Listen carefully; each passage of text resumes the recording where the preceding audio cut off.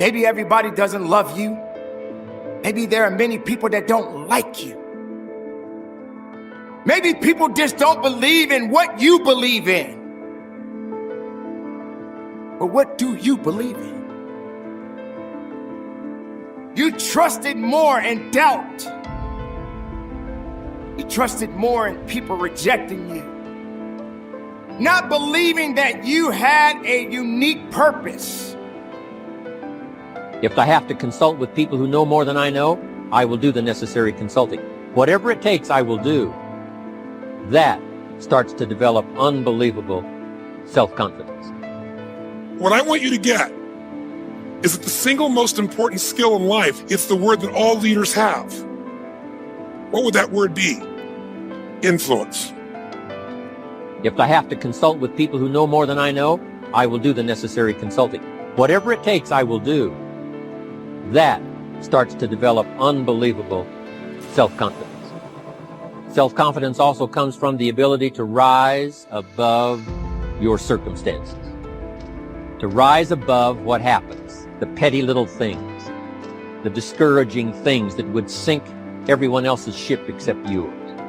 It would cause someone else to quit early in the day, but you keep going. That kind of willingness to overcome all circumstances, whether it's the little challenges or the big challenges. If you're willing to do that, I promise you, this kind of power will work for you, and in you, the variable, it'll make a difference. The third on the list I had was enthusiasm. And here's what I wrote about enthusiasm. Enthusiasm that's powerful is mostly enthusiasm that is enthusiasm inside, 90%, 10% outside.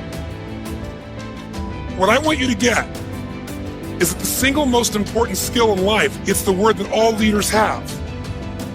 What would that word be? Influence. What changes companies is leaders. The only way to change a company is leadership.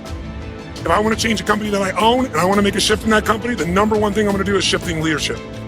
That might be taking leaders to a different level. That might bring new leaders in. That might be new leaders of new voices, with new perspectives, with new skill sets, new directions. But we need to take things to another level. Leaders solve problems and leaders maximize resources. If you're going to solve problems, you can't do it yourself. It would have already been solved. You have to get others to help you to do it. That requires influence. True? If you're going to get people to maximize resources, that requires influence. If you're going to get people to partner with you, provide you resources, capital, suppliers, anything, that requires influence. If you're going to have an impact on your kids or your community or the world, that requires influence. There is no more important skill of leadership than influence. And yet most of us think of it like selling, and as a result, we don't master influence.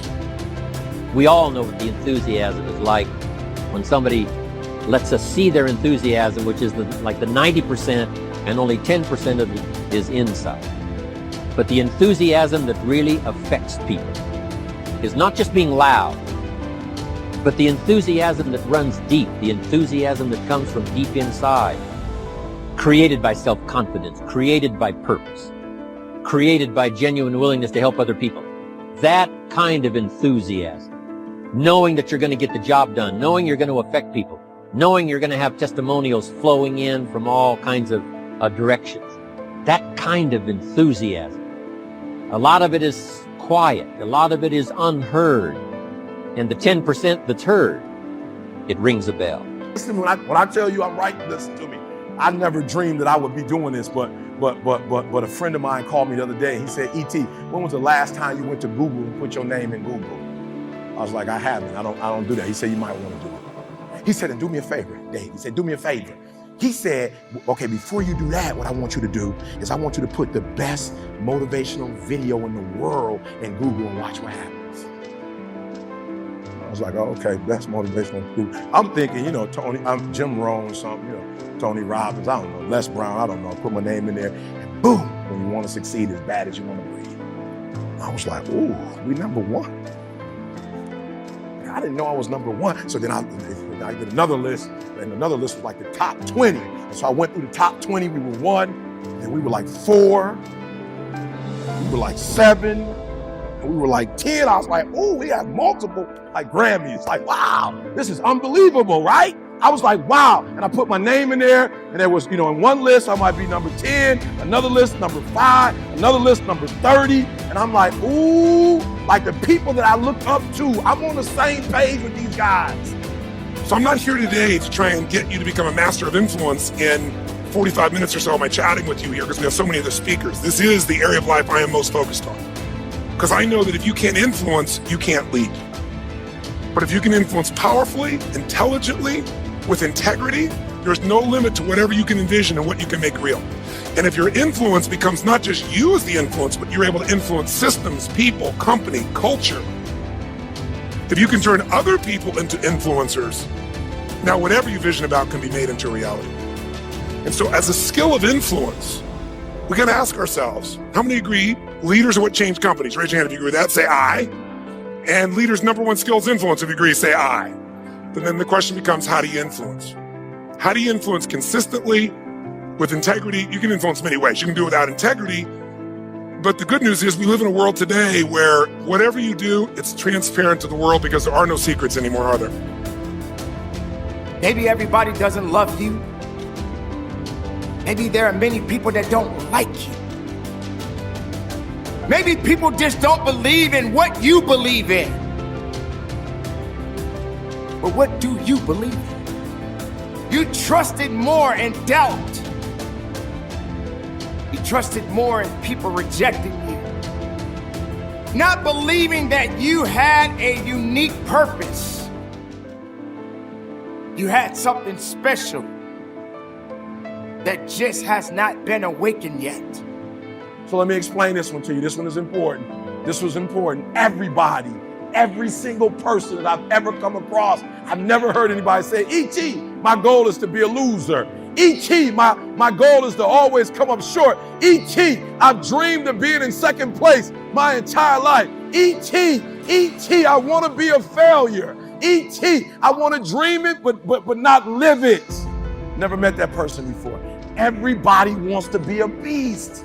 Everybody wants to be number one. Everybody wants to be the best. Everybody wants to succeed. Everybody wants to have, to be, and do what they feel they've been called to do. The challenge becomes that most of us, when it's time to do what beasts do, we don't do it. So E.T., what do you mean? What do you mean? Look, I told you, I wake up at 3 o'clock in the morning. 3 o'clock in the morning. Every day, 3 o'clock in the morning. And so there's some days when I wake up. You thought that every time someone looked down on you, you didn't have the ability to look up. You didn't have the ability to trust in yourself. You thought that people had more faith in your failures than your success. And no matter how hard you work at your craft, they will still find some fault in you. It must happen this way because this is the only way you're gonna know what you must do to get better at whatever it is that you are seeking in your life. No one said it was gonna be easy. In fact, nobody's really gonna hold your hand. But you got to have the ability to hold yourself up.